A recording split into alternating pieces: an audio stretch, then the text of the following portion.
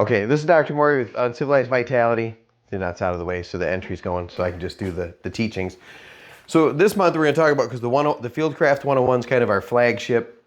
We start with that. We always try to get new people to go up north, out in the woods. And I like to explain why we go out in the woods. And the thing I wanted to talk about, Patrick and I were just talking about that earlier today, especially the younger generation, we have this problem with anxiety and all of these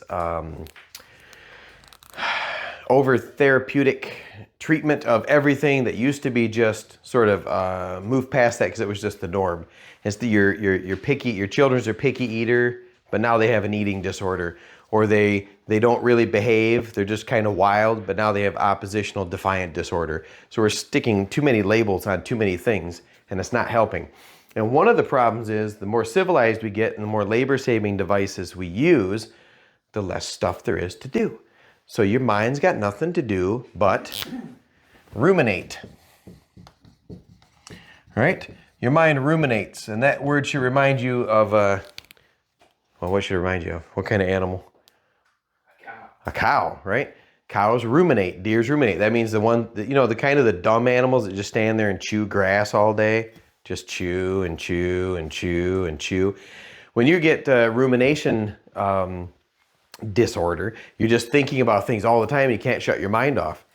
1,000 years ago, when you got up and you had to work, and 200 years ago, when you had to get up and work and find some food and fix your shelter and interact with your family and get some physical rest, you didn't have time to worry about things so much. We are dominated by our feelings, as opposed to, some of you have read through my book. We go through here, you have your physical, your cognitive, and your emotional centers, the three parts of your mind, your tripartite mind. And we spend way too much time in our emotions because we don't have much to distract us physically. Life's not that, I'm on YouTube, flipping hard anymore, right? So we don't have a lot. Cognitive, there's not a lot to figure out, really. I don't have to, I can stay on autopilot all day. Civilization is killing us.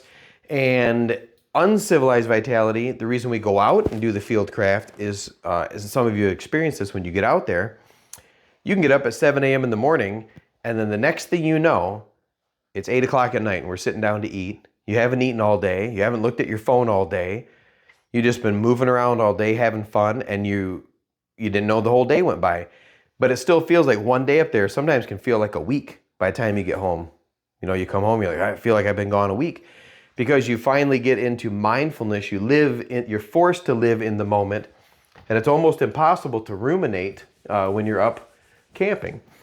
Even ironically, when we sit around the fire for hours, and sometimes we just sit around the fire and just talk, but it's a different type of talk than you would have at home when you're stuck in your civilized preset patterns. You go to lunch with somebody, and you both complain about how terrible life is going, and then you go back to your stressful life. At camp, we sit around the fires, we tell jokes, we tell stories, different conversation topics come up. Sometimes we just sit and stare at the fire. I've sat personally looking at the fire for 3 hours and not realized I was just staring at the fire. The only time I move or think or have anything above a theta wave is when I have to put a log on the fire. That's good. Your brain needs that kind of down. You need to shift into neutral once in a while and stop ruminating. So that's why we do the fieldcraft. We also do it because being able to not do that is part of the 3 lost abilities. Human beings used to be capable, adaptable, and durable. Durability is one we're sorely lacking. So when we go up camping, it's not a motorhome, a fifth wheel. We're not trying to be as comfortable as possible outdoors. That's not the point. It's the experience of it. You don't have to suffer necessarily, but you're going up and learning to be indifferent to the vicissitudes of camping, the ups and downs. Sometimes it rains. Sometimes you're wet and you chafe a little bit. Sometimes it's 75 and sunny and no bugs, no wind, and it's perfect. Personally, I hate that kind of camp because it's just dull, sitting around enjoying the sun. I like the thunderstorms and the rain and the animals getting into stuff and the frozen, because then I come back to my other life and I get a better contrast to my civilized life, and I can ruminate on that. So we're going to go to Fieldcraft 101. And there's other things this teaches you besides just, I don't want people to think, oh God, he's going to torture us and this can be terrible. This is not trial by fire. Number one is to introduce you to the woods with our fieldcraft, the other part of my Uncivilized Vitality Program, teaching you to be the craft and caution you need to be outdoors. I'll teach you the craft when we get up there. Before you go, you need the caution. So we're going to talk about Fieldcraft 101, craft and caution in the outdoors. And it is not, first of all, I'll tell you what it's not. It's not survivalism. That's really big on YouTube and on the internet. And I am on YouTube, so it's probably going to upset people. There's no such thing anymore as survivalism. That's romantic Hollywood nonsense with your little survival kit and your Rambo knife. And you go out there and you pretend you're lost. People don't get lost very often anymore. And if they do and they're prepared, it shouldn't be an emergency if you take some precautions before you go in the outdoors. Native Americans lived in this area for more than 10,000 years. They weren't survivalists. They were just going about their life in a breechcloth and a stone knife, right? So it's a mindset issue. So YouTube's full of survivalists, and I'm not picking on them, but we don't really survive. You do have to be prepared for an emergency, and we'll talk about that. But if you're outdoors taking the necessary precautions, craft and caution, you shouldn't have any trouble. But here's our biggest difference. The survivalists tend to focus on these things, the big 7 or so, and they come in different orders, but for the class I did some research. I Googled like 24, or YouTube Googled. What do you search YouTube? I YouTubed a bunch of these and kind of got a statistical analysis of things they focus on. And almost all of them, the survivalists are fire, fire, fire, fire. I think there's like a bunch of pyromaniacs on YouTube. They always want to start fires. They're not that concerned with fire. Water at the top of the list, that's a good idea. We'll talk about that. Food, you don't need food in an emergency. If you don't eat for 2 weeks, you're fine, or 3 weeks. Remember the rule of threes? Or you can look that up in your handbook. Shelter's a good one. We'll talk about that. Navigation, signaling, and then first aid down here. UV, I organize these slightly differently, and I do that because I try to keep everything on the same form factor so you can remember it. We talk about the rule of threes, and that's in your book. Rule of 3. And the first thing you should focus on always is first aid. All right? And if you get this mnemonic in your mind, when you get lost, if you get lost, I shouldn't say when, just before we go, you might not get lost. We'll see how it goes. We stay in a group. But if you're in the outdoors, you should be prepared to lose your way. I get lost constantly or turned around, mostly because I don't pay attention, because I don't sweat getting lost that much. You can find your way around, but I'm always prepared to be out there in an emergency. First thing I do when I realize, I'm lost, is a first aid check. Am I having trouble breathing, or am I losing blood anywhere? Because I've only got 3 minutes to attend to those. So first aid, check it off, get out of the way. Get it out of the way. The next thing I want to check on is that we use shelter. And this is really just controlling my body core temperature. Am I too hot? Am I too cold? Are the 4 horsemen of misery bearing down on me? And if you don't know those, you can check your handbook or search the YouTube channel. It's cold, wet, tired, hungry. Those are the 4 horsemen of misery. So I take care of that. Maybe I stop for a minute and I get my hood out, or I get my coat on, or I cool off, or I put my hat on. I just tend to my body temperature regulation. The next thing you could think about, let's say you're really lost and you're anticipating you're going to have to overnight in the woods. Your shelter then might include building something to stay out of the wind and the rain or the heat. So you might want to build a shelter. If you're lost for half an hour, don't start throwing a wiki up and wasting all your calories trying to build something to sleep in. Just curl up around a tree, under a fir tree, and you'll probably be fine. But according to our next step in the rule of threes would be clean water and sleep. You've only got about 3 days to attend to water. The sooner you do that, the better. So these are priorities. First aid, shelter, taking care of your body temperature, making sure you have clean water. And now if you're lost, the next thing is going to be signaling, right? And your water might be as simple as going, okay, I don't really have to worry about that. I've still got half a liter in my bottle. I probably will be found before tonight, or if I'm overnighting, I'll find some water in case I'm out here for a few days. Signaling is going to be the next biggest thing. So these things kind of go fast because signaling is your next one. And then your last one should be navigation. Maybe you've started to signal or leave a trail, or you've found ways to contact the people that should be looking for you. You've got plenty of water. You've got a coat. You got the appropriate clothing for being outdoors, which you should have always anyway. you might be able to start navigating your way back out. Now you've calmed down, you can start retracing your steps. All right?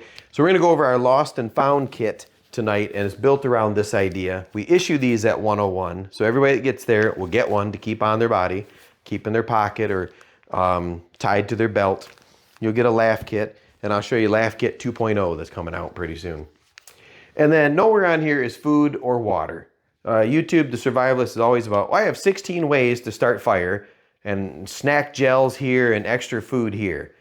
I mean, unless you have a specific issue like a blood sugar issue or something, but for the average person, you're not going to die if you don't eat for a few days. You'll be okay. Miserable, cranky, but you'll be okay. There's lots of things to eat out there. The shelter, water, and signaling, this is where fire becomes a tool. Fire and your knife, which you should have on you anyway, right? I'm going to put hood too, because this is another thing you should have on you, because that'll help with those. So these are not survival items you need. These are the priorities you should be attending to. And then your tools you should have on you at all time. And in Uncivilized Vitality, in the Craft and Caution, we talk about or teach the 8 families, the 8 families of tools. Family comes from famulus in the Latin, which means servant. And these 8 categories or 8 families of tools are the things you should have with you to serve you. And the first one is going to be clothing. That's your primary tool outside, is to regulate your body temperature. So you should be pretty set for shelter. You could even throw a mylar blanket, or in your laugh kit, I'll go over that, or some kind of tarp or shelter, or even your hood. Now I will, since I'm on YouTube, I'll make a plug for Coal Cracker Bushcraft. It's another channel. He sells something called a T60 tarp. T60. Remember that orange one, Patrick, I've shown you? It's a little tiny tarp. It'll fit in your pocket. It mooshes up, but it comes out. It's like 5 by 7. It's already got strings attached. It's T60 because you can set it up in under a minute. And it's a quick little shelter. They're really nice. He's Dan Womack at Coal Cracker Bushcraft. It's a great channel. He's full of bushcraft information. Bushcrafting is different than survivalism. Bushcrafting is going out there and living like people did 200 or 300 years ago, and you just have the skills. You need a stool, you just build it. So he's more in line with what we do as opposed to like Bear Grylls. But Dan Womack knows a lot of stuff. It's a great channel. You could check out his T60. The family of clothing, the first family is clothing. You should always be prepared for that. You have to have some kind of container for water. You should always have a water bottle with you. Steel water bottle's best. I'll show you in a minute. That helps me take care of my water, and I can even stick the rest of my stuff in my container if I'm just carrying it empty. So different containers, mainly for water, or a bag, I guess. You need some way to cut and dig. Cut and digging tools are our next family. That's a knife and a small spade or a shovel, or you can just whittle a digging stick if you had to. But sometimes it's nice to have a shovel with you, or an axe or a saw, those kind of tools. Cordage. You cannot have enough cordage or rope on you. Rope at all times. You should have rope. When you think I've got enough rope, add 50 feet. There's never enough rope. And then you have to have some way to have fire and light, because when it gets dark, you're going to need a way to see.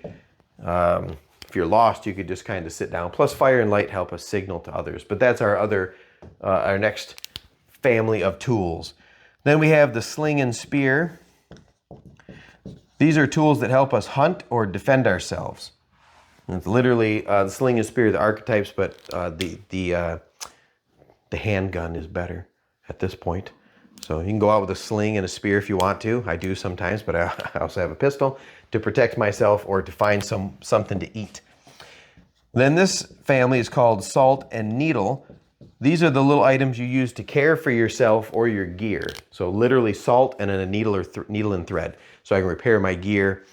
You're not going to do stitches with it. I know people talk about that all the time, but you suture yourself with a suture kit. Otherwise, you can sew your cut shut with needle and thread or dental floss even, but you're going to get an infection. It's best just to seal it off and pack it or cover it with the bandage like in your first aid kit. We'll go over that some other time. But this is where you would keep your contact solution, your meds, your toothbrush, your toothpaste, your salt and needle kit. And I'll show you how big or small that could be. And then the last family of tools is the book. And that's anything that you use to communicate with, right? To signal or navigate, your map, your compass, your smartphone, a literal notebook. Any way you can disseminate, record, and transmit information across time and space falls under book. So book might just be a roll of flagging tape. And then Mark and I have agreed, I'm going to go in a day ahead of him. We've agreed that I'll leave 2 strips of flagging tape anytime I turn right, and 3 strips of flagging tape anytime I turn left or whatever. And then Mark can follow the strips in. So we've been able to communicate so that flagging tape would fall under book. You guys good with that? So what I'm going to show you here is based on this, we wanted to do 2 things this time. Bonnie and I are going to talk about that. One, I'm going to show you the laugh kits. And then as part of the craft tonight, you guys are going to help me assemble a whole bunch of laugh kits and put them together so that I can hand out at the test at the camp this weekend. So I'll go over the laugh kit, and then I brought my bag. I wanted to show you guys how I pack. And then we do have these. So this has the 3, what I call the 3 lines of packing and outdoors. So this first line, this is the pockets and pouch. This is something I should have on me anytime I go in the outdoors so that I can take care of this stuff. And I've got a representation of all the families. The second line is like your bedroll, your day bag. That's when you're going out for like a long day. You might stay overnight if you change your mind, or you're prepared to stay overnight in an emergency. And then this third line is the full kit. This is what you're doing when we go to 101. This is like just, you're going out, you're going to camp, you're going to be there for 1, 2, 3 days. This is what most people would consider the bare minimum. For us, this is approaching luxury level, right? And then on the back, it breaks these down into different examples and categories. You don't bring everything on the list. It just gives you a packing rubric, right? So we have those available. And then I'll get a table. And that's probably... Those cost, right? Yeah, those are $5 donation. They're worth it. It's really great. Yeah, so a packing list. But I don't want to show it on YouTube so people don't zoom in and copy my list. All right, so that's enough for YouTube. Like, subscribe, share the channel.